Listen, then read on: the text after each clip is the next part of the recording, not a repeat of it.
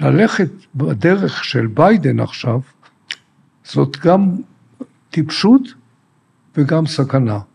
עצירת התחמושת שולחת את המסר הלא נכון דווקא לאותן המדינות שאמריקה הייתה רוצה לשלב באיזו מסגרת אזורית, כולל עם ישראל, נגד איראן.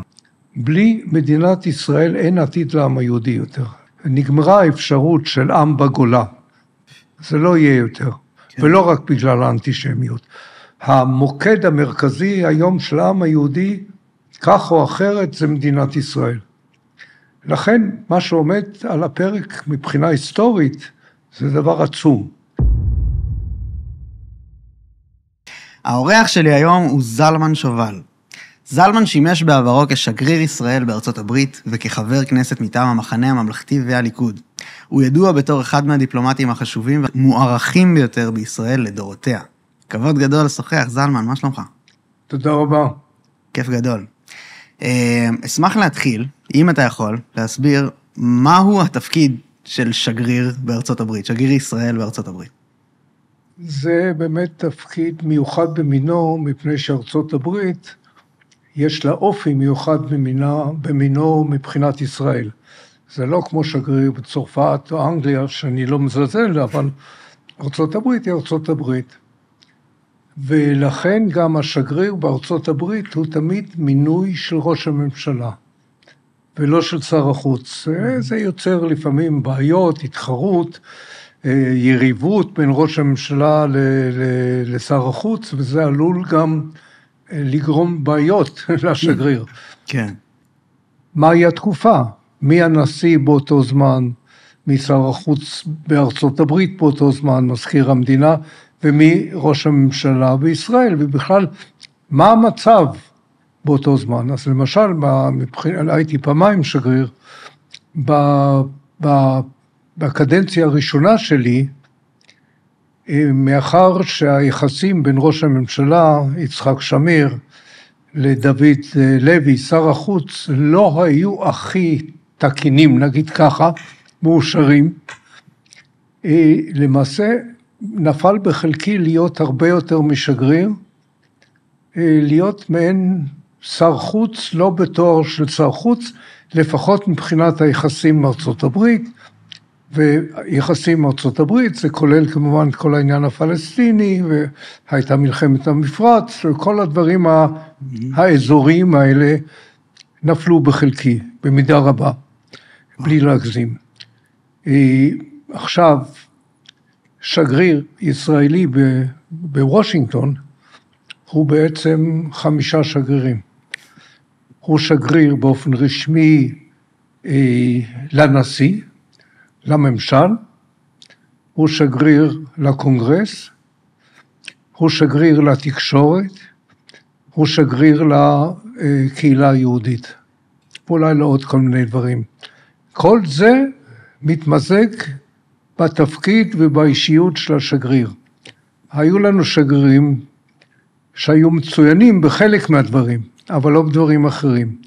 ולהפך, לי היה יתרון מסוים, מפני שהייתי חבר כנסת לשעבר, אז למשל בקונגרס, אני התיישבתי לפעמים בצד של חברי הקונגרס, ולא בצד של השגריר, כי אנחנו הרגשנו כולנו כפרלמנטרים, אנחנו כאילו חטיבה אחת. מבחינת תקשורת, הניסיון שלי בעבר, כתיבה וכן הלאה, גם כן עזר לי. מבחינת היהודים, טוב, זה כבר עניין של נטייה, אם יש למישהו את הרצון או את היכולת או שאין, אבל אני מקווה שאת כל הדברים האלה אני כיסיתי. בקדנציה השנייה, בתקופתו של נתניהו כראש ממשלה, הפעילות הייתה יותר מוגבלת, מפני שהוא עצמו, יש לו קשרים יוצאים לכלל בארצות הברית, הוא בעצמו איש תקשורת, יחסי ציבור וכן הלאה, וכך שחלק מהפעילויות שהיו לי בקדנציה הראשונה, לא היו לי בקדנציה השנייה. כן. אז האם אפשר להבין יותר לעומק, האם היום ופעם בזמנך, התפקיד של שגריר ישראל בארצות הברית הוא בעצם אותו תפקיד? זאת אומרת, אתה אמרת שזה משתנה מאדם לאדם, ומאיזה ראש ממשלה ובעוד בעלי תפקידים. אבל המהות התפקיד עצמה, הנחיצות שלה אפילו, האם זה אותו דבר, היום ואז? כן ולא, זאת אומרת, עקרונית זה אותו דבר. זה תקשורת, וזה נשיא, וזה קונגרס, וזה הציבור היהודי, ללא ספק. אבל באמריקה יש שינויים. יש דגשים שונים ממה שהיו פעם. למשל, התקשורת היא הרבה יותר מפוצלת, כמו אצלנו. כך שאם אתה רוצה לחסות את הכל, זה לא פשוט, אבל זה אתגר, ללא ספק. אותו דבר בקהילה היהודית, יש שינויים בציבור היהודי שלא היו אז. למשל, בקדנציה הראשונה שלי היה ויכוח גדול בינינו לבין הממשל, בקשר לערבויות לקליטת העלייה מברית המועצות לשעבר. והאמריקנים, הממשל של בוש ומזכיר המדינה שלו, בייקר, התנו את הערבויות שאנחנו ביקשנו, בכל מיני צעדים מדיניים, מבחינת הבנייה מעבר לקו הירוק וכן הלאה, עשו התניה. ואנחנו היינו צריכים להילחם בזה, מבלי להגיע אבל עימותים יותר מדי חריפים עם הממשל. עכשיו, אז הקהילה היהודית בנושא הזה של קליטת ברית המועצות, הייתה מאוחדת לחלוטין. שמאל וימין תמכו בעניין, עד כדי כך שאני הופעתי פעם באזור מסוים בארצות הברית, קהילה יהודית גדולה במדינת וושינגטון, לא בעיר וושינגטון, מדינה מאוד, מה שנקרא פרוגרסיבית, שמאלית. והיה נציג בכיר מאוד של הממשל, למעשה איש המועצה לביטחון לאומי של הממשל עצמו, והוא ניסה להסביר מדוע וכן הלאה, והשתיקו אותו, הקהל. ואז הוא אמר, היה יהודי, הוא אמר, שמעתי, בעברית הוא אמר. זאת אומרת, גם הציבור השמאלי היהודי, היה מאוחד עם הציבורים היהודים האחרים, בתביעה לאישור הערבויות, בגלל העניין של העלייה מרוסיה, כן. שהיה מאוד מאוד חשוב. וזה היום לא המצב? היום, אני חושב, בוא נאמר ככה, לפני ה7 באוקטובר, כן. בהחלט היו פילוגים בחברה היהודית, כמו שיש בחברה הישראלית, שלפי, הייתי אומר, לפי נושאים שנוגעים לפוליטיקה בישראל, בעיקר, אבל לא רק. אחרי ה7 באוקטובר, במידה רבה, לא אבסולוטית, יש תמיד כמה עשבים שוטים, נאמר ככה, אבל רוב הקהילה היהודית, כך נדמה לי, ולפי הסקרים שאני מקבל, תומכת בישראל במלחמה נגד החמאס. כמה זמן השינוי לטובה, שינוי קל, אבל בכל זאת לטובה, יימשך, קשה לדעת. כפי שבארץ קשה לדעת, אנחנו אחרי ה7 באוקטובר, הייתה תחושה של אחדות וכן הלאה.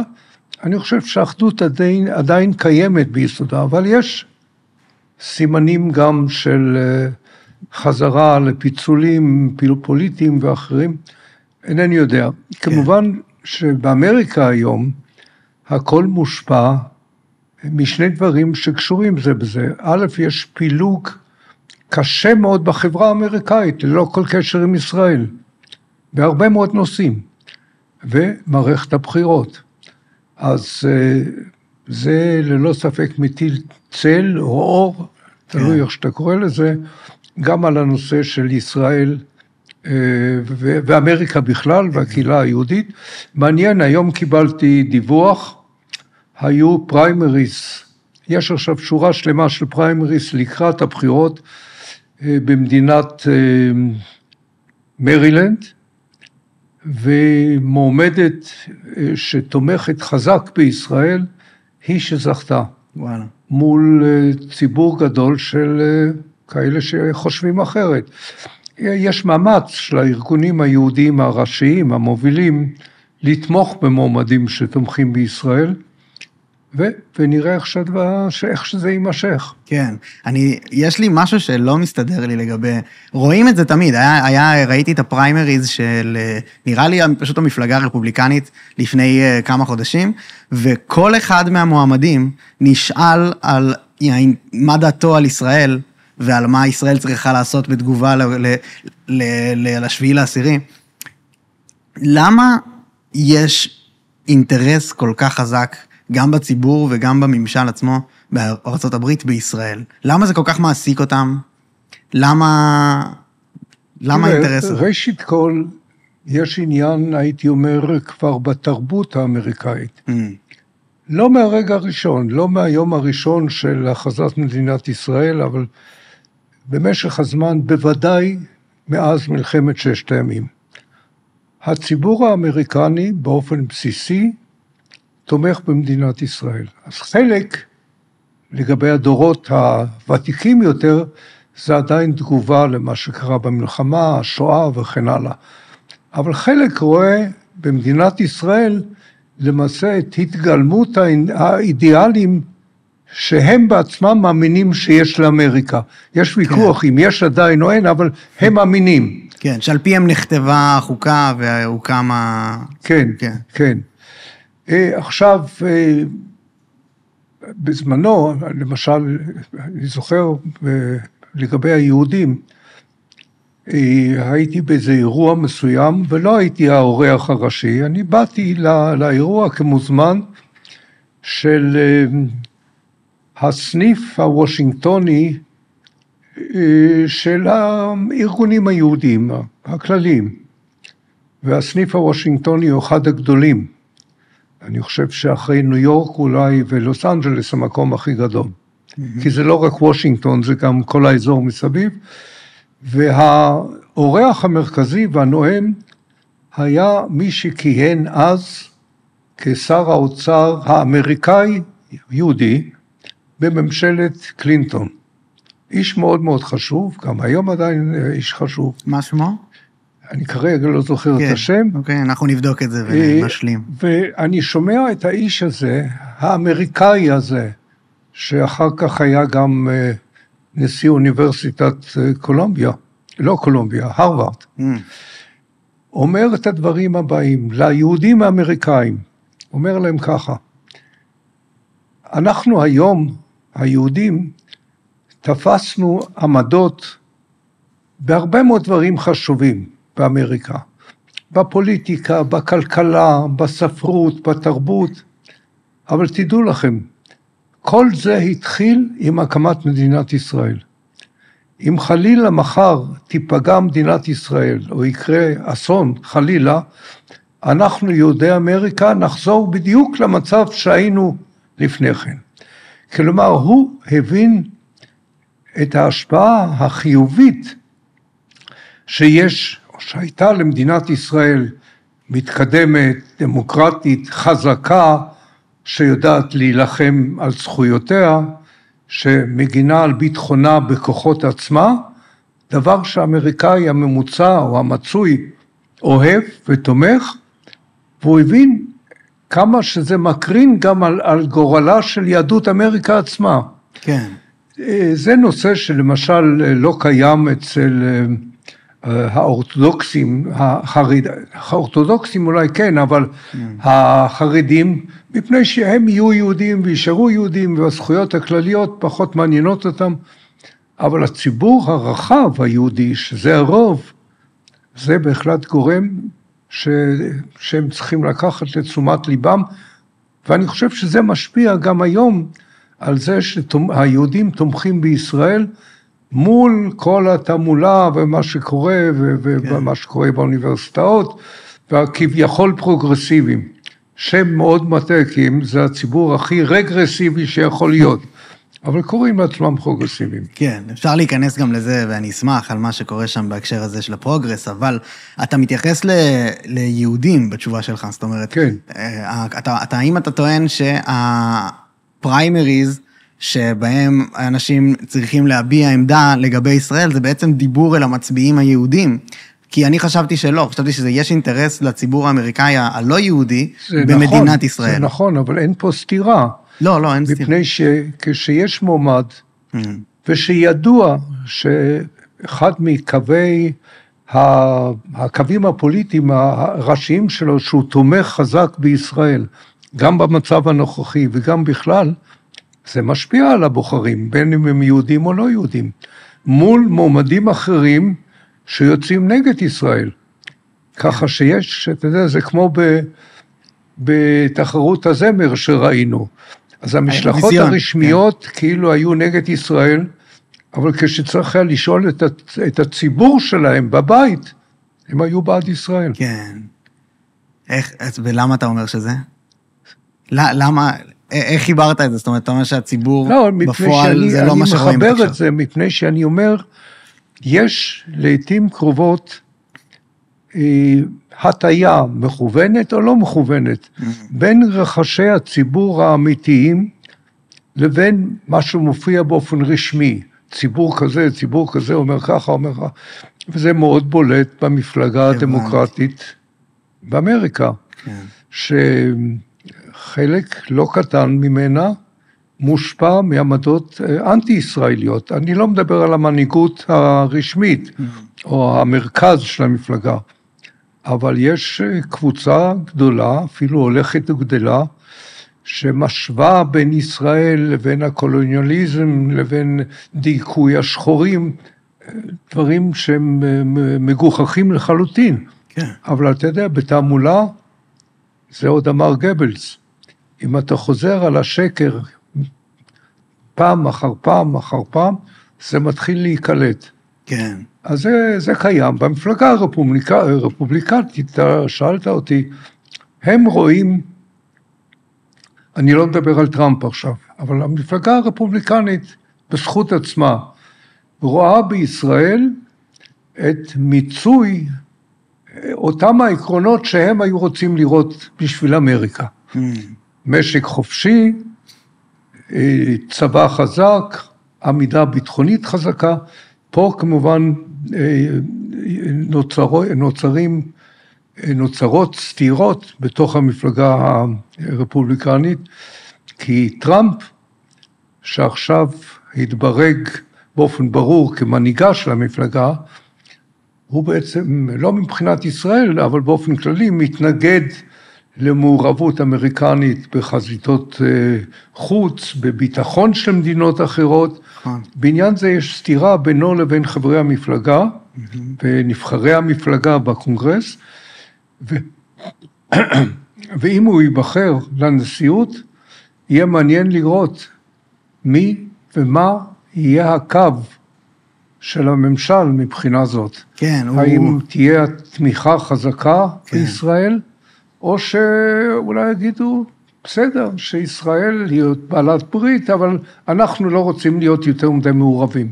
כן. קשה לדעת היום. מרתק. הציבור עצמו גם מביע המון עמדות בנוגע לתמיכה הכספית המטורפת שלהם באוקראינה ובישראל בתקופה הזאת. יש הבדל בין אוקראינה לישראל. ממש, זה מעניין. הבדל גדול. אולי זה לא צודק כלפי האוקראינים, אבל ככה הם רואים את זה בצורה אחרת. כן.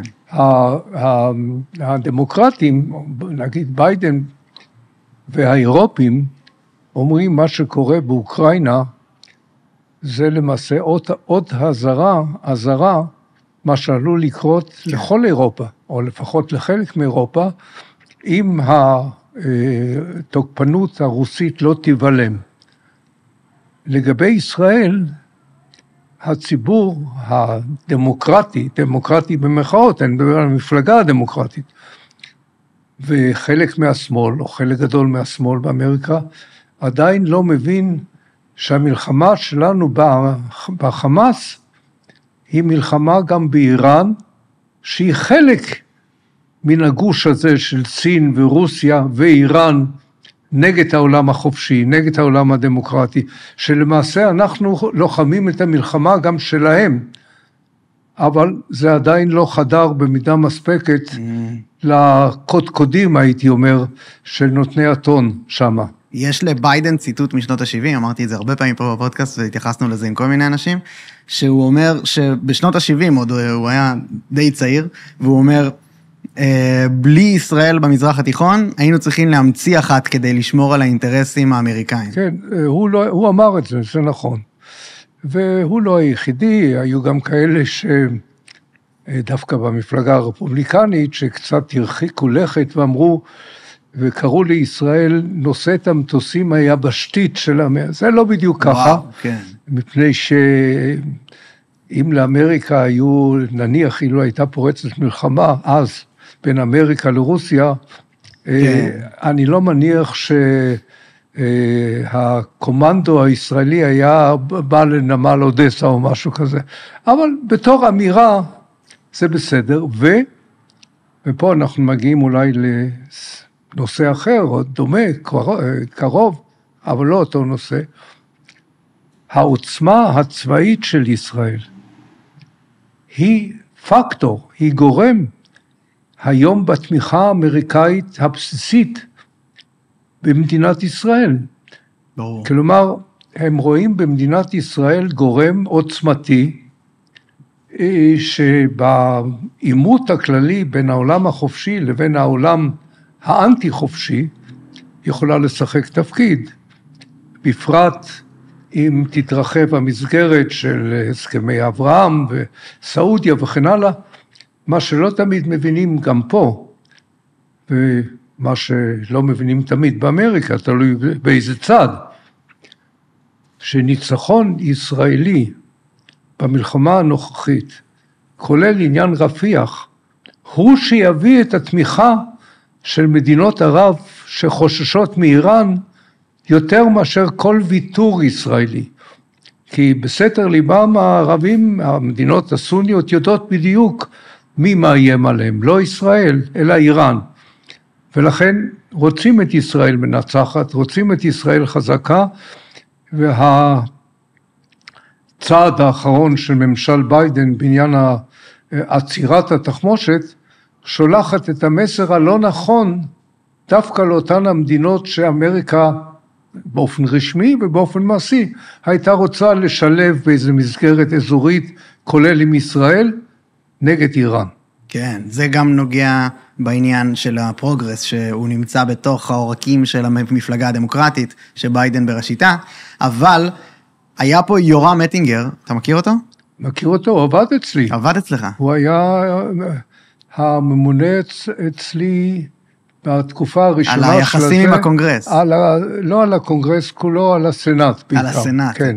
מעניין. הוא היה פה והוא אמר משהו ממש מעניין, הוא ניסח את זה פשוט בצורה שלא שמעתי מעולם, וזה עשה לי סדר. הוא אמר שבעיני ארצות הברית, או אפילו בעיני עצמו, ישראל היא מעבדה בתנאי קרב של ארצות הברית. זה נכון. אגב, זה ידוע. ידוע? כן, מפני שזה לא רק החידושים הטכנולוגיים שישראל פיתחה, וראינו מה שהיה, אומנם בתמיכה אמריקאית, בואו נזלזל בזה מבחינה כספית וגם מבחינת ידע. אבל יש ספר, למשל, אני עובר מנושא לנושא, אבל באותו נושא. כן, הכל בסדר. אני לא יודע מה שם אדוארד לוטבק אומר לך משהו. לא. אדוארד לוטבק הוא נחשב לאחד מגדולי המומחים לאסטרטגיה בעולם. יהודי. והוא מייעץ לממשלות יפן, בעבר לסין ולכל מיני מדינות. והוא כתב עכשיו ספר, יחד עם איתן שמיר, מאוניברסיטת בר אילן. הספר אגב התפרסם בהוצאת הספרים של הרווארד. והוא משבח את העוצמה הצבאית, הארגון הישראלי וכן הלאה וכן הלאה. והוא בפירוש אומר שישראל, הצבא הישראלי, במלחמות השונות, הייתה מעבדת ניסוי להרבה מאוד שיטות שאחר כך אומצו על ידי הצבא האמריקאי. וזה נכון, אגב, זה אחת הסיבות מדוע יחסי הקשר הביטחוני בין ישראל לבין אמריקה, שהוא מאוד חשוב לנו, שלא נזלזל בזה. אבל חשוב מאוד לאמריקה. כן. הוא חשוב מאוד לאמריקה, וצריך לראות את הדברים בפרופורציה, ואני לא יודע אם אתה עוקב אחרי זה, גם במצב הנוכחי יש לפעמים איזה שינוי בטון של דברים שאתה שומע ממערכת הביטחון האמריקאית לעומת המערכת הפוליטית. כן. אני הבנתי שאפילו הצבא עכשיו מנוהל על ידי פקודות של גנרלים אמריקאים, בנוגע לרפיח, בנוגע להכל, אז זה בעצם פקודות שקודם כל הן אמריקאיות. זה מה שאני מבין נכון לעכשיו? אני יודע. כן, אבל אני רוצה כן להישאר בנקודה של המעבדה בתנאי קרב הזאת, שהאם זה לא נשמע לך שאנחנו באיזשהו מקום מנוצלים, וזה עניין של בשר תותחים אפילו הייתי אומר. לא הייתי קורא לזה בשר תותחים, מפני שבסופו של דבר זה מלחמות שלנו. כן. זה לא שהם שולחים אותנו להילחם בקונגו או משהו כן. כזה. אם כבר נלחמים, אז עדיף עם נשק שלהם. אנחנו נעזרים. כן. ואחד היתרונות שיש לנו, אגב, משיתוף הפעולה, אתה אומר שמעבדה בשביל האמריקאים, זה גם להפך. תסביר לי בבקשה. יש לנו נגישות למערכות ההגנה האמריקאיות, בפנים, בחלק הפנימי ביותר. זאת אומרת שאנחנו יכולים ללמוד ולהסתכר מבחינה אינטלקטואלית, מדברים שמדינות אחרות, כולל מדינות נאטו, לא תמיד מגיעות אליהם. ולכן גם ההחלטה, ודווקא זה נאמר לזכותו של ביידן, שישראל היא חלק מהפיקוד האזורי של הצבא האמריקני, הופך אותנו לשותפה של ממש. כן. לא רק במובן הפוליטי או ההצהרתי וכן הלאה. אז למה יש המון קולות עכשיו מהתנועה השמרנית בישראל, להיפרד מהתמיכה האמריקאית ולעשות פעולות בניגוד להוראות האמריקאיות? למה לדעתך זה? אני לא יודע אם זה התנועה השמרנית, אני חושב שזו תנועה, אני הייתי קורא לזה תנועה פרובינציאלית, שלא רואה את העולם. תראה, בזמנו היה מישה ארנס, שהיה איש יוצא מן הכלל, גם ידיד אישי שלי, הייתה לו איזה מין תיאוריה, שישראל צריכה להתנתק מאספקת ציוד. אמל"ח. זה לא מעשי. לא הייתה אף מלחמה, כל מלחמות ישראל. כן, אנחנו נלחמים בעצמנו, בהחלט, וכך צריך להיות. אבל לא תמיד יכולנו את כל הציוד ואת התחמושת, כמו שאומרים, לייצר בעצמנו. מלחמת השחרור, בלי רוסיה ובלי צ'כוסלובקיה, לא היה לנו כלום. במלחמת יום הכיפורים, בלי ההספקה שקיבלנו, אחרי שהיו כמה גמגומים באמריקה, אבל בסופו של דבר, לא היינו מצליחים לסיים את המלחמה, כפי שסיימנו, וסיימנו בניצחון גדול. ועכשיו אנחנו רואים את זה. כמובן, אני גם אפרסם מאמר, אולי בשבוע הבא, שאני אומר שצריך בהחלט לשים דגש יותר גדול על ייצור עצמי. כן. אבל לא אבסולוטי, כן. לא בלעדי. זה לא הולך יותר בעולם. אף מדינה, כמו שבמובן הכלכלי, אין יותר מה שנקרא אוטרקיה, שאתה יכול לספק לעצמך את כל מה שאתה צריך, זה בוודאי גם נכון במובן הצבאי. כן, אבל... כמובן שאף מדינה לא אוהבת לקבל הוראות. כן, אין משהו שמחליש בתלות? כן, גם זה לא פעם ראשונה, כפי שאנחנו יודעים. היו דוגמאות לכאן ולכאן. אני לא צריך להזכיר שערב הכרזת המדינה האמריקאים יעצו לנו, כדי לדאוג לנו, כן. אל תעשו את זה. התפרסמו בעיתון הארץ בסוף השבוע שעבר, זה מאוד מעניין, לא, דווקא ביום העצמאות, על הוויכוח שהיה במנהלת העם, להכריז או לא להכריז. ומשה שרת היה נגד להכריז, ושלא רצו להסתכסך עם העולם, עם האמריקאים בעיקר. ובן גוריון אמר, אין דבר כזה. לא תהיה הזדמנות שנייה. והוא גרף את כולם, ועשינו מה שעשינו וכנ"ל. אבל מה? צריך תמיד לעשות כל דבר בשכל. והיום, כפי שאמרתי קודם, המצב הוא קשה במיוחד, מפני החברה האמריקאית שצועה, בגלל מערכת הבחירות, ואז ישראל הופכת לאובייקט בתוך המערכת הזאת. צריך ללכת לנווט. אני מקווה שאנחנו נצליח לעשות את זה ככל שאפשר.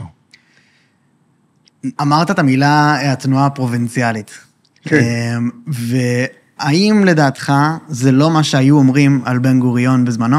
זאת אומרת, האם הכוח, אפילו אולי התעוזה, ללכת נגד מה שהמעצמה הכי גדולה, השותפה הכי גדולה שלנו אומרת? לא אמרו את זה על בן גוריון. לא? בן גוריון, אין הרבה מנהיגים בעולם שאפשר להשוות לבן גוריון, באמת, מבחינת, לא רק גדולתו כמנהיג, אלא הבנתו מה שקורה. והוא למשל, היה לו ויכוח עם חיים ויצמן, חיים ויצמן עדיין היה משוכנע שהישועה תבוא מהבריטים, מהאנגלים, שהם יתמכו בנו בסופו של דבר. בן גוריון הבין לפני הרבה מאוד אנשים אחרים, שהעתיד הוא של ארצות הברית, של אמריקה, ושצריך לכוון את כל המאמצים המדיניים שלנו לוושינגטון, ולא ללונדון, והוא צדק לחלוטין. עכשיו, אם אתה מכיר את תורת הביטחון של מדינת ישראל, שבן גוריון ניסח אותה, אז העיקרון הזה של להגן על עצמנו בכוחות עצמנו, זה נולד אצלו. כן. אבל הוא לא ראה בזה סתירה בין קשרים בין ישראל לבין מדינות אחרות, להפך. הוא אפילו ניסה אז כבר להרחיב את הקשרים, נגיד עם מדינות לא ערביות כמו פרס, איראן, אתיופיה, טורקיה. טוב, העולם השתנה בינתיים, אבל האלמנט או העיקרון הוא אותו עיקרון. יחד עם אמריקה, לאחד הסיפורים, אני לא יודע, לא ראיתי ממש את כל העובדות, אבל לפי מה שקראתי, במלחמת קוריאה, 1950, בן גוריון אפילו הציע לאמריקנים שנשלח יחידה של צה"ל להילחם לצידם. האמריקנים אמרו, למזלנו לא, ואני מניח שבן גוריון היה שמח שאמרו לא, אבל הוא רצה להראות לאמריקאים, כי היו באמריקה כאלה שהתנגדו להקמת מדינת ישראל, כי הם אמרו,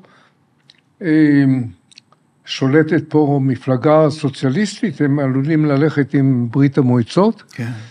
בן גוריון רצה להראות לאמריקנים, רבותיי, בין שני המחנות האלה אנחנו במחנה שלכם. וואו. וזו הייתה תבונה רבה מאוד, ללא ספק. אבל זה נשמע לי כמו כן, היו שטוענים שבן גוריון לא היה רואה בעיניים ונכנס לרפיח בכל חשבון, לצורך העניין. בכל מחיר. ראש כל אין דבר כזה בכל מחיר, כי לכל דבר יש מחיר, כן. רק צריך לשפוט מה גודל המחיר. יכול להיות. תראה, הוא לא קיבל החלטות בקלות, אבל הוא היה מוכן להתווכח גם עם הגנרלים שלו. כן. הוא למשל החליט בשלב מסוים, והיה ויכוח גדול, כי אנחנו סבלנו הרבה מכות בדרך לירושלים וכן הלאה, כישלונות, אבל הוא החליט שיותר חשוב להבטיח את שליטתנו בירושלים, אפילו מהמלחמה בנגב. המלחמה בנגב אפשר לעשות קצת יותר מאוחר, והוא היה בעניין זה בוויכוח עם חלק מהגנרלים שלו, אפילו יגאל ידין וכן הלאה. כי בן גוריון ראה את התמונה המדינית ולא רק הצבאית. במקרה עכשיו של רפיח, מבחינה מדינית, זאת גם דעתי, הפעולה ברפיח וסיום הפעולה בצורה מוצלחת, יש לה ערך אולי יותר מצבאי, יש לה ערך מדיני, בגלל מעמדנו באזור, גם מול ידידינו וגם מול אויבינו. כן. אני אינני יכול לשפוט היום בדיוק מה המחיר מבחינה צבאית, זה עניין שמישהו אחר צריך להחליט. אבל צריך להשתדל, לדעתי, ללכת על רפיח, אבל לנסות לשכנע את האמריקנים שלנו, שאנחנו עושים כמיטב יכולתנו, שזה לא יעלה במה שכל כך מדאיג אותם היום מבחינה פנים פוליטית באמריקה. כן, מספר. העניין החברתי, העניין ההרוגים. ההרוגים. הכמויות. כן, וכן הלאה וכן הלאה. כן. פשוט בהקשר של, אני כן רוצה להישאר ברמה הטיפה פילוסופית של העניין עם רפיח, כי הוא נראה לי מייצג משהו שדומה למה שהיה שם, עם בן גוריון. זאת אומרת שאמרת שהוא באמת הלך בלי... היו כמה מקרים כאלה. היו כמה מקרים, נכון. תראה, מלחמת יום הכיפורים. אנחנו יכולנו בקלות, מבחינה צבאית, להרוס את הארמיה השנייה המצרית. כן. שהייתה נצורה אצלנו. והאמריקנים, קיסינג'ר, שעזר לנו מאוד בהרבה דברים אחרים, לחץ עלינו להסכים לתת להם תזונה ולתת להם זה, כדי והוא ראה רחוק, זאת אומרת, הוא אמר שאם המצרים יוכלו בסוף המערכה הזאת לא להגיד שהם נכשלו לחלוטין, יש סיכוי לשלום. כן. מבחינה הזאת הוא צדק, זה יכול להיות גם אחרת, אבל הוא צדק. כן. היום אומר ביידן, אם אתם לא תלכו על רפיח, או לא בכל הכוח, אז אפשר אולי לקדם את המהלכים המתוכננים עם סעודיה וכן הלאה. אני חושב שהוא טועה. אני חושב שהסעודים דווקא מחכים שכן ננצח. נכון. אבל פה כבר נכנס העניין של הפוליטיקה הפנימית בתוך אמריקה. כן. שלא אכפת להם בעצם על העניין עצמו, אלא אכפת להם מבחינת העמדות שלהם של עתיד אמריקה, הפוליטיקה באמריקה. מעניין ממש. אז נגעת בביידן ובהוראות שלו אלינו. מה דעתך טיב היחסים היום בין ישראל הנוכחית לארצות הברית הנוכחית בהקשר הממשלים? זאת אומרת, ביבי וביידן. נראה שיש איזשהו קרע. אני אגיד לך בדיוק מה. אולי לא בדיוק, זה מה שאני אומר לך.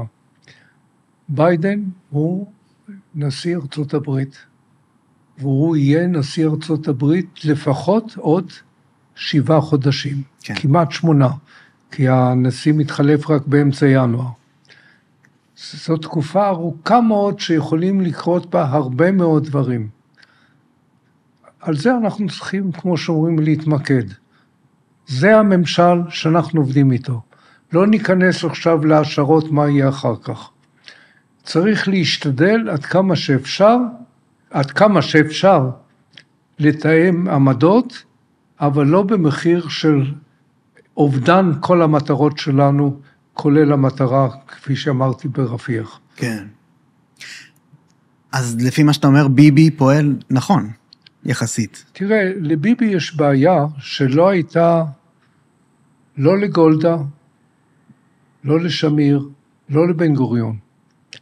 יש פה אופוזיציה ישראלית פנימית, שאני לא יודע באיזה מידה היא מחלישה את הממשלה, או את ביבי, או את הצבא, אינני יודע, אבל ללא ספק היא מחזקת את האויבים שלנו, כי הם רואים את האנדרלמוסיה שקורית פה, ואומרת, אם זה ככה, אז כמו שאומרים, אנחנו לא צריכים, אנחנו חמאס, או אנחנו חיזבאללה, לא צריכים לסגת מהעמדות שלנו, כי ישראל שסועה מבפנים. כן. אז מבחינה הזאת ביבי נמצא במצב יותר קשה מראשי ממשלה קודמים. אני חושב שצודקים אלה שאומרים שכשהמלחמה הזאת תסתיים, וחשוב לשאול איך היא תסתיים. ייתכן שיהיה שינוי סוחף, כולל במערכת הפוליטית. יכול להיות.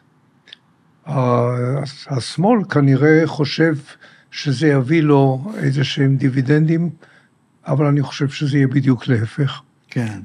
אבל גם בימין יצטרכו לעשות חשיבה מחדש, על מה להתרכז יותר, על מה להתרכז פחות, ואיך לאחד, ראש כל לנסות לאחד את המחנות עד כמה שניתן. אני לא שותף לאנליזות או לניתוחים של נשיאנו הקודם, ושל כל מיני פרופסורים, שכאילו מדינת ישראל מחולקת לשבטים, שבטים, שבטים. זה נכון שיש זה, ויש חרדים, ויש כמובן ערבים, ויש יותר שמאל ופחות שמאל, ויותר ימין, פחות ימין. אבל השסע האמיתי, הוא לא כל כך עמוק, כמו שמגדירים אותו, כפי שמתארים אותו. זאת אומרת, אם בעקבות ה7 באוקטובר, לפחות בהתחלה, בעקבות מה שקרה לנו, יכולה הייתה להיווצר אחדות כפי שנוסדה, ושהיא הייתה אמיתית, היא לא הייתה שמישהו אמר לנו לעשות כך, זאת הייתה תחושה אמיתית. אני לא יודע אם שמעת אתמול את הנאום המסכם באירוע של פרס ישראל. היה שם בחור בשם קלמנסון, שעשה נאום יוצא מן הכלל, שבאמת ביטא מה שרוב האנשים מרגישים. אז אם תהיה היערכות פוליטית... מה הוא אמר אבל? הוא אמר זה קשה, זה נאום ארוך. בטח, כן, מה הפואנטה? הוא למעשה הדגיש את הנקודות המשותפות, הוא אח של בחור ומשפחה שנרצחו, הוא דיבר על המסקנות מזה, הוא דיבר בסופו של דבר בצורה אופטימית, למרות האסון שקרה לו באופן אישי. כן. אם זאת תהיה התחושה בכלל, שאנחנו נראה מה צפוי, זאת אומרת, מה עומד על הפרק? זה עתיד מדינת ישראל, וזה לא רק עתיד מדינת ישראל, זה עתיד העם היהודי. כמו שאמר אותו שר כלכלה אמריקני שציטטתי קודם, בלי מדינת ישראל אין עתיד לעם היהודי יותר. נגמרה האפשרות של עם בגולה. זה לא יהיה יותר, כן. ולא רק בגלל האנטישמיות. המוקד המרכזי היום של העם היהודי, כך או אחרת, זה מדינת ישראל. לכן, מה שעומד על הפרק מבחינה היסטורית, זה דבר עצום. השאלה, אם אנחנו נהיה מסוגלים להתארגן כמו שצריך, מה עם המפלגות הקיימות? באיזה מידה המפלגות האלה תצטרכנה להתפרק ולהתחבר מחדש? גם בימין וגם בשמאל, בעיקר במרכז. יש מרכז גדול במדינת ישראל, הוא קצת נעלם. צריך, כמו שאומרים, לחבר אותו מחדש. לקחת מפה, לקחת משם, האנשים ישנם. כן. זה לא יהיה תהליך קל, אבל אני חושב שהעם רוצה את זה. ואם העם רוצה, אז בסופו של דבר זה יהיה. אני מאמין שאתה צודק, אבל אני אשמח שתרחיב על הנקודה הזאת שאתה מתאר שהיא כזאת הרת גורל, לעתיד של עם ישראל בכללי. תראה, הייתה תקופה שהיהודים בעולם,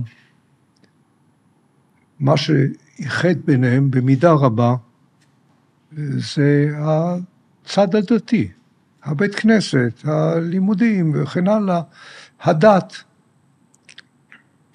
גם האנטישמיות. עכשיו, האנטישמיות לא פסה, היא אפילו גדלה, אבל נדבר בצורה חיובית. יש היום ציבור יהודי גדול, שלא רואה את בית הכנסת ואת הצד הדתי כמרכז חייו. הוא לא אנטי, אבל זה חלק, כמו שאומרים, לא מרכזי בחייו. אז כפי שאמרתי קודם, בשביל הציבור הדתי באמריקה אין בעיה, הם יישארו יהודים. אבל אלה שהרוב הגדול, שהם לא כאלה, מה מחבר אותם ליהדות? בעיקר. התמיכה במדינת ישראל, והיחסים ההדדיים. אז גם ישראל צריכה להסיק מסקנות מהדברים האלה. לא ייתכן שאנחנו נאמר ליהודי ליברלי או פרוגרסיבי או רפורמי, שהוא לא יכול להתפלל על יד הכותל המערבי. הכותל המערבי זה נכס לאומי, לא רק דתי. זה צריך, כמו שאומרים, להציג את זה בצורה נכונה, כי בליבם, בקרבם, היהודים האלה, גם המתבוללים, רוצים את הקשר עם ישראל. יש רב רפורמי חשוב, היום בארצות הברית, שמדבר כמעט, אני לא רוצה להגיד כמו גוש אמונים, אבל הוא ממש מסביר כמה שחשוב הנושא הישראלי לעתיד העולם, לעתיד היהודים. על זה צריך לעבוד כמובן גם אצלנו, אנחנו לא תמיד מבינים מה שקורה שם, לא תמיד מבינים את היהדות האמריקנית, אבל אפשר ללמוד. הייתה פה דוקטור עינת וילף, עינת וילף, דיברנו עליה לפני. אני מאוד מעריך אותה. כן, היה רעיון ממש מרתק, שהגיע גם להמון אנשים שלא ציפיתי שזה יגיע אליהם. היא אחת מהדוגמאות שבאה מהשמאל למרכז פלוס. נכון. כן. היא הייתה שם בקמפ דיוויד, ובשיחות עצמן בתור ממש פעילת שמאל רצינית מאוד. אבל היא נגעה, אני חושב שזה גם מה שעשה את ההד הגדול שהיה בשיחה הזאת, היא נגעה בהתפכחות התודעה הבינלאומית. היא אמרה שיש איזשהו משהו שמבין שישראל מהווה את הציביליזציה אל מול הברבריות. והיא אמרה שזה מה שעוזר עכשיו להרבה אנשים, היא הגיעה לפה מיד אחרי נאום בקונגרס שבו היא אמרה את הדברים האלה, והיא אמרה שיש ממש ניכר, ואפשר לראות את זה ממש בציבור ובהכל, שאנשים מבינים שפתרון שתי המדינות הוא לא אפשרי, עם כזאת קבוצה של ברברים, לצורך העניין, ומבינים, פתאום נהיה נורא ברור אחרי השביעי לעשירי, מי בטובים ומי ברעים. אתה חושב שזה נכון?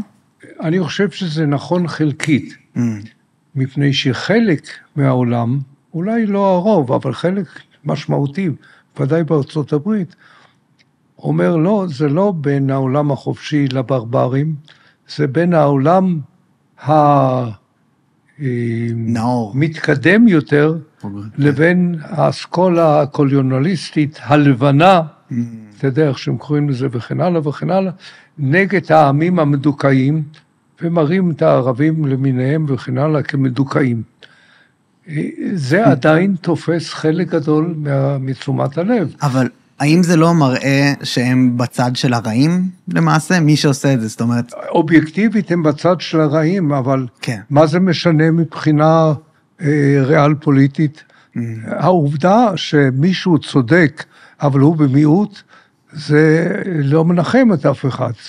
אני חושב שאנחנו צודקים לחלוטין, אבל זה שיש עיתון במדינת ישראל שחושב שכל מה שאנחנו עושים זה פסול ושגוי וכן הלאה, זה מציק לי, זה מזיק, אבל זאת עובדה שהם ככה כותבים. כן.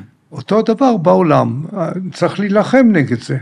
אני חושב שמאמר כפי שמופיע היום, דווקא בניו יורק טיימס, שמראה את השלטון הפנימי של החמאס בעזה, כשלטון עריץ, מושחת, אנטי אנושי, זה יכול לעזור לנו, בהחלט יכול לעזור לנו, אבל עוד לא מספיק. אני מסכים איתך לגמרי שזה לא אנשים לא רואים את זה ככה, כמו שאנחנו אומרים, אתה אומר, אובייקטיבית זה נכון, אבל אז למה אנשים ככה רואים את זה לדעתך?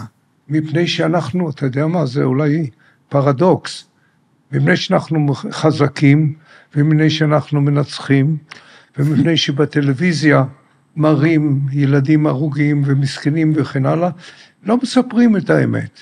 ראיתי בשידור טלוויזיה אנגלי דווקא, אז מראיינים מישהו שם, אומרים לו, זה דבר נורא, מה שחמאס עשה, אז האיש הזה האנגלי אומר, טוב, אבל זה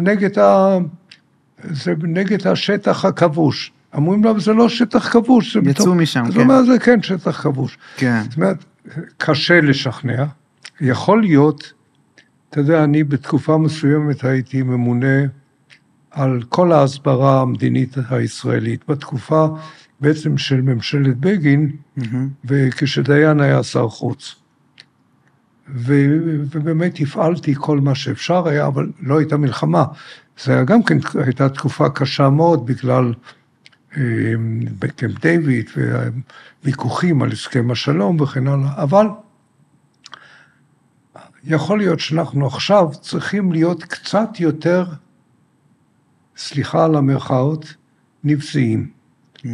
כלומר, אנחנו צריכים גם כן להגיד את מה שצריך להגיד, ולהוריד את הכפפות, ולהראות בדיוק מה קורה בצד השני, ומה היא האמת, ומה הם ומה אנחנו. ולהראות את הדברים האלה, גם אם זה קשה לפעמים להסביר וכן הלאה, אבל להראות את הדברים, כן. כמו שהם, במערומיהם לחלוטין, ולא סתם לענות, מספיק להגיד אנחנו צודקים, צריך להגיד למה אחרים רעים, לא רק למה אנחנו צודקים. כן, ההסברה הישראלית לא טובה. היא קשה, מפני כפי שאמרתי קודם, יש גורמים בתקשורת הבינלאומית, וגם בפוליטיקה הבינלאומית, שהם יודעים את האמת, אבל לא רוצים להראות אותה, מסיבות כאלה ואחרות, אבל זה מחזיר אותנו לוויכוח הפנימי, בתוך אמריקה ובתוך העולם המערבי, שעדיין לא תפס, כמו שאומרת ענת וילף, לא רק שזה מלחמת התרבות נגד הברברים, אלא זה גם מלחמת העולם החופשי נגד העולם הלא חופשי. כן. זה אנחנו חלק מהמלחמה הזו. אנחנו אבל נראים בעיני כל מי שאתה אומר שלא בצד שלנו, כעריצים שכובשים שטח ולא... אתה מכיר את נורמן פינקלשטיין? אני יודע מי הוא, אני לא מכיר אותו אישית. כן, גם אני לא, מכיר אותו כפרסונה בתקשורת, שהוא בעצם יהודי שמאוד אנטי-ישראלי, והוא עולה בהרבה מקומות בתקשורת, והוא מתאר את זה את השביעי לעשירי כמרד גטו ורשה. זאת אומרת, מה ציפיתם שיקרה כשאתם ככה קולעים אנשים בתת תנאים באזור כבוש? כן, אז זה נובע לא רק מרשע, זה גם נובע מבורות. כן. מפני שאנחנו לא קולעים אנשים בגטאות, בוודאי לא ביהודה ושומרון, וגם לקרוא, כמו שקראו, לרצועת עזה, גטו, כן. זה שקר. זה פשוט שקר, מפני שעובדה שנכנסו לשם, לצערנו, מאות מיליארדים, עשרות מיליארדים של דולרים, שבזה מימנו את המנהרות בין היתר. הכל היה פתוח, הכל היה אפשרי, הם נילאו את עצמם, לא הגטו ניהל את עצמם, הם נילאו את עצמם. כן. וזהו, אבל זה שהם עשו את מה שהם עשו, זה לא אנחנו, זה הם. כן, אני כמובן מסכים איתך. אני אומר, המלחמה הקשה של התעמולה, של ההסברה הישראלית, היא אל מול התודעה הזאת. תראה, יש מספר קטן של יהודים, שתמיד אוהבים לראות את הצדק של הצד השני. היו כאלה גם בשואה, אולי פחות, אבל היו. היו כאלה פה בארץ, שהיו נגד מדינה יהודית, כדי לא לפגוע בערבים וכן הלאה וכן הלאה. אבל בסופו של דבר, אני מאמין, וזה דווקא גם בן גוריון אמר, אנחנו חייבים להאמין בצדק שלנו. כי אם אנחנו לא נאמין שאנחנו צודקים, אז באמת לא יהיה לנו כוח להילחם נגד האויבים שלנו. ואני מאמין שרוב הציבור היהודי, רוב הציבור בישראל, ולא רק היהודי אפילו היום, מבין שהצדק איתנו. מי שרוצה לסלף את זה, לעוות את זה, צריכים להילחם נגדו. אבל אנחנו צריכים להאמין, בניגוד למה שאתה רואה פה ושם בטלוויזיה הישראלית, יש לנו מלחמה צודקת ובלתי נמנעת, אם אנחנו רוצים לשרוד, ואם העם היהודי רוצה לשרוד. נגענו במילה בהסכם שתי המדינות, הציבור האמריקאי מאוד רוצה את זה, זה לפחות מה שאני חשוף אליו. הציבור האמריקאי, תראה, אומרים לציבור האמריקאי, וזה נורא הגיוני כזה, יש פה מריבה, על אותה נחלת קרקע, אותו שטח, זה אלה שכבר מבינים כאילו, כי קודם היו אומרים שכל המלחמות קורות בגלל הכיבוש, שכחו שהכיבוש לא היה. כן. אבל נניח שמבינים שיש פה באמת מאבק לאומי בין שני עמים. אני לא נכנס עכשיו לשאלה אם הפלסטינים הם עם או לא, היסטורית הם לא עם, כן. אבל זה לא משנה, גם היסטורית השוויצרים לא עם. כן. אבל הנסיבות הפכו אותם ליחידה לאומית אחת. קבוצה אתנית, או קבוצה... כן, ונאמר שהערבים שחיו בארץ ישראל, לא אלה שהיגרו אליה, היו הרבה שהיגרו אליה מצפון אפריקה, מרוסיה, האימפריה הרוסית, אבל אלה שהיו פה כריאקציה לתנועה הציונית, פיתחו תנועה לאומית משלהם, אבל זה תהליך די חדש. אני אדם מבוגר מאוד, כפי שאתה יודע, אבל אני זוכר כילד, אף אחד לא דיבר על פלסטינאים, זאת אומרת, הפלסטינאים היחידים היו היהודים. כן, גולדה מאיר אמרה, אני פלסטינאית בעצמי. לא רק אמרה, איך קראו לסוכנות היהודית? Jewish Agency for Palestine. כן. ההנהגה הערבית קראה לעצמה, ההנהגה הערבית, לא הפלסטינאית. כן. חלק אפילו אמרו שהם דרום סורים וכן הלאה. אבל זה לא משנה את העובדה, היום יש מציאות אחרת. עכשיו, אם אתה שואל אותי, אני לא איש ארץ ישראל השלמה. כלומר, לא איש ארץ ישראל השלמה במובן שכל מטר מרובע של ארץ ישראל ההיסטורית צריכה להיות חלק ממדינת ישראל. אם אנחנו מדברים על ארץ ישראל ההיסטורית, זה ממילא גם כולל את עבר הירדן, שזו מדינה נפרדת, שכבר, כמו שאומרים, על זה ויתרנו עוד ב-1921 או 2, אני כבר לא זוכר. ואנחנו צריכים לדבר על המציאות. כשאני הייתי תלמיד בית ספר, לפני קום המדינה,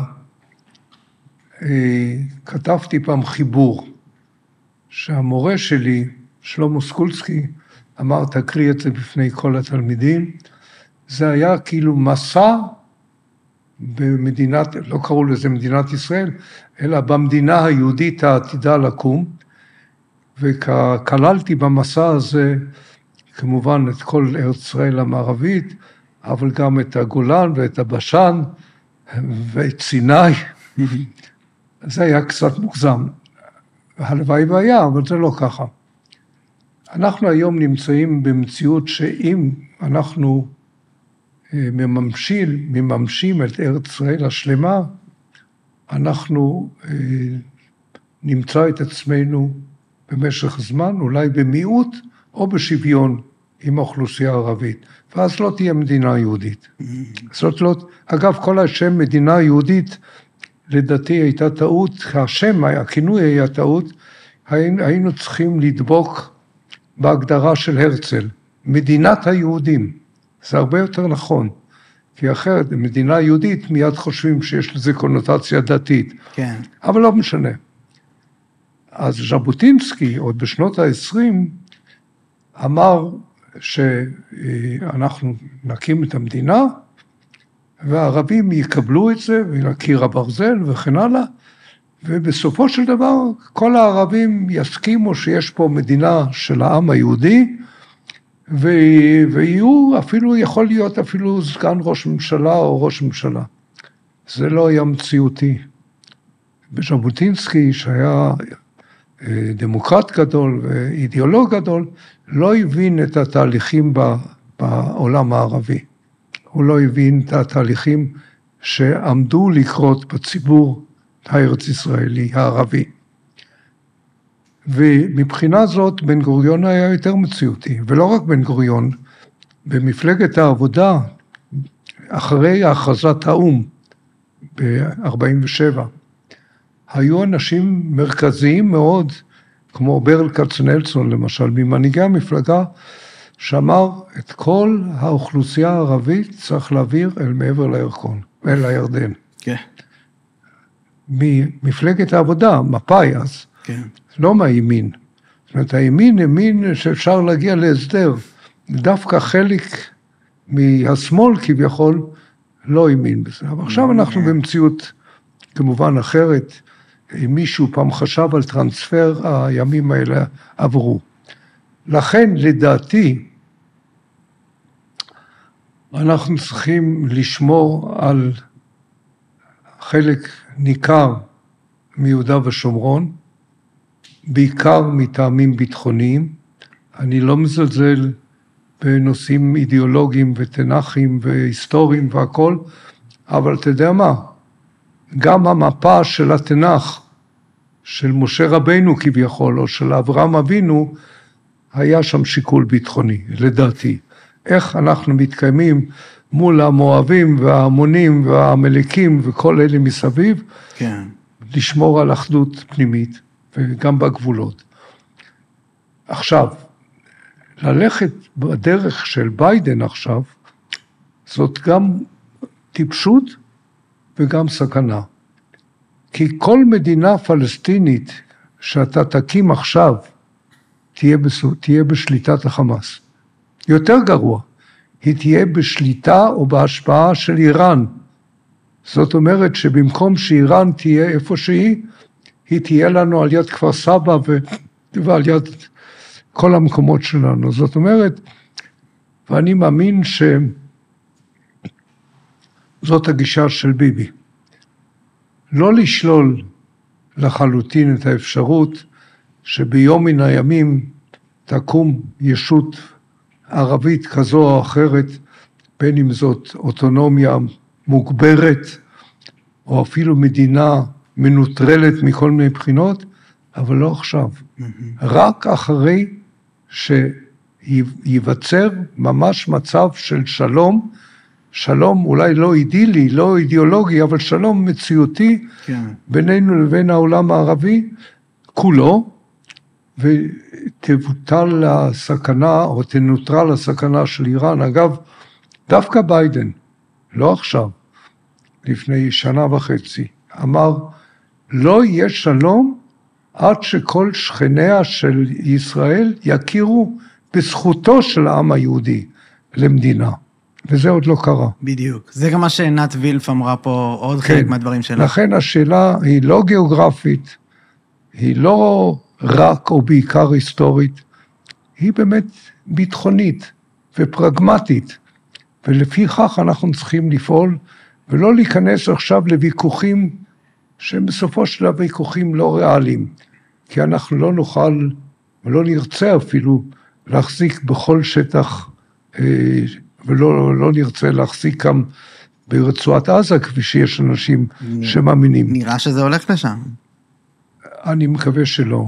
אנחנו צריכים לנטרל את החמאס, אנחנו צריכים לאמץ כללים וצעדים ביטחוניים, כדי שרצועת עזה לא תוכל להפוך מחדש לאיום עלינו, אבל לא בהכרח להתיישב שם.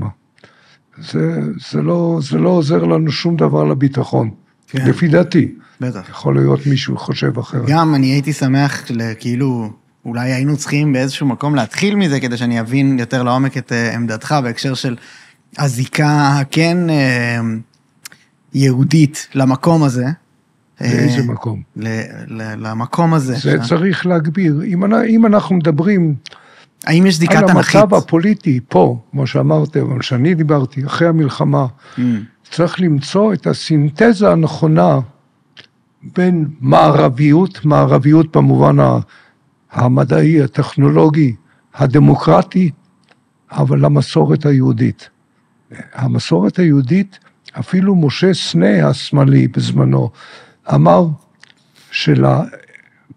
לאפוס היהודי, ההיסטורי, יש לו חשיבות מבחינה לאומית. אנחנו לא צריכים לזלזל בזה. אבל אני לא רואה את סתירה, לא רואה שום סתירה בין להיות יהודי טוב להיות ישראלי טוב. אתה לא יכול להיות ישראלי טוב בלי להיות יהודי.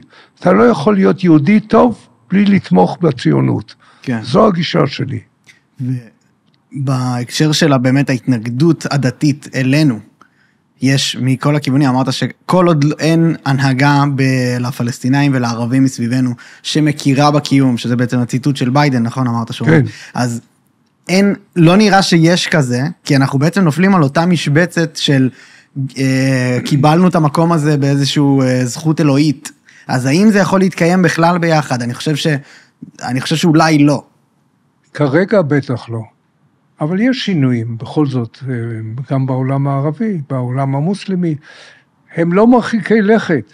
אבל יכול להיות שלמשל, אם באמת העולם, סוף כל סוף, העולם המערבי, ייקח את עצמו בידיים ויבין שהסכנה של איראן היא לא רק כלפי ישראל, אלא גם כלפיהם, ויפעל כפי שצריך לפעול, יכול להיות שהאווירה בכל המזרח התיכון תשתנה. מה שלא יהיה, אנחנו צריכים להמשיך להיות חזקים ביטחונית, כי הביטחון הצבאי, לא רק צבאי, אלא הכללי שלנו, זה הסוד והמפתח לשלום. שלום, עם מרכאות או בלי מרכאות. אני לא מחפש את השלום האידילי, אני מחפש שלום קונקרטי, כמו שיש בין מדינות אחרות לשכנותיה, וזה נוכל לעשות רק אם תהיה ישראל, תמשיך להיות ישראל חזקה. ואנחנו צריכים את הנקודה הזאת להדגיש בכל דיון פנימי ובכל דיון חיצוני. אמן. נגעת פשוט במילה שלום. אני אשמח אם תרחיב על זה עוד. כי שלום, אני חושב שחלק מההתפכחות שעינת וילף מדברת עליה, היא החוסר יכולת לקיים שלום. אמרת, כן, נכון, עכשיו, אבל אולי משהו בין היהדות לאסלאם, אין לו אפשרות להתקיים ביחד לנצח. זה אולי מה שאני מרגיש מאז השביעי לעשירי. אני חוזר בפעם הלא הראשונה או לא השנייה, השלישית לבן גוריון. כן. שאלו את בן גוריון, בזמנו, כמובן, האם כשהוא כתב את התוכנית הביטחונית של מדינה, את תורת הביטחון של מדינת ישראל, ואמרו לו, האם שלום זה לא אחת המטרות? התשובה שלו הייתה פשוטה. שלום איננה מטרה ולא אנטי מטרה. הוא לא אמר אנטי מטרה, אבל לא היעדר שלום, זה לא מטרה, אלא הגשמת החזון הציוני. זו המטרה. ואת זה אני אומר גם כן. הוא גם אחר כך אמר בהזדמנות אחרת, יש שלום כשהערבים יבינו שהם חייבים לחיות בשלום איתנו, לא לפני זה. לא השתנה שום דבר. זה בדיוק אותו מצב. ישראל חזקה, המטרה זה הקיום שלנו, כלומר, זה השלום הרצוי, וכשהערבים, חלק מהם אולי הגיע לנקודה הזאת, אולי, יבינו שגם מבחינתם, אי השגת שלום, זה דבר שהם לא יכולים להמשיך לחיות איתו, יגיע שלום. לא בגלל הכרזה של האום, או הכרזה של ביידן, או הכרזה של איזשהו פוליטיקאי אמריקאי, ישראלי. כל הסיפור הזה של שלום עכשיו וכן הלאה, זה פשט את הרגל לחלוטין. כן. הם מחזיקים את עצמם מפני שאין להם קריירה אחרת. אבל זה כישלון מוחלט. זה כישלון מוחלט. למה זה כישלון? מפני שהם לא השיגו את השלום. כן, הם חשבו שאם ישראל לא תבנה התנחלות, אז אותו אנגלי שענה בטלוויזיה, שגם עוטף עזה זה שטח כבוש, זו התשובה. מבחינתם גם אתה ואני פה בחוף שנקין, זה שטח כבוש. כן, וזה נכשל לחלוטין. כן. אז אתה אומר שלום, רק כל עוד זה משמר את האינטרס של המטרה הציונית. כן, כי הגשמת החזון הציוני, זה הגשמת המשך קיומו של העם היהודי. כן. אוקיי, טוב, אנחנו הגענו לקצה. ממש תודה. רבה. זלמן, זה היה באמת מרתק, ממש תודה רבה. תודה רבה. נהדר.